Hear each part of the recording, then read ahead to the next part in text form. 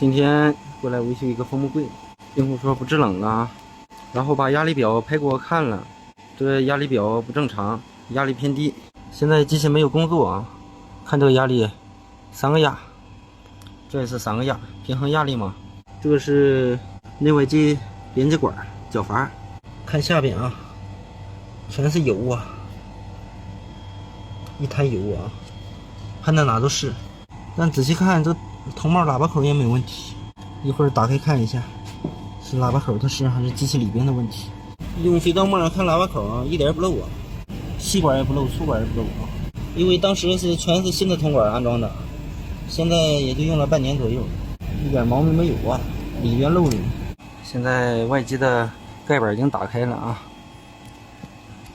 打开以后可以看到机器的底座里边都是油啊，就说明漏点肯定在机器里边啊。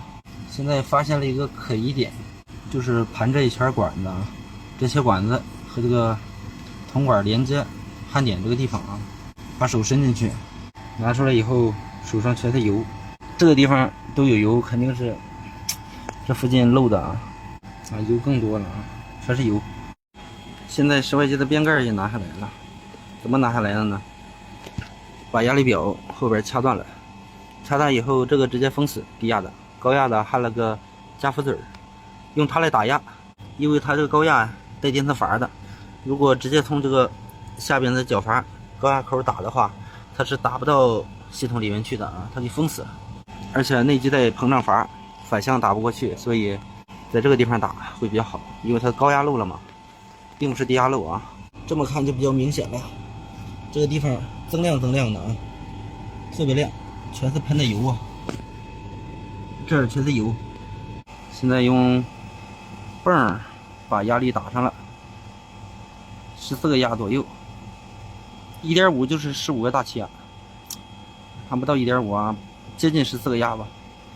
一会儿用肥皂水找一下，看看能不能找出来呀？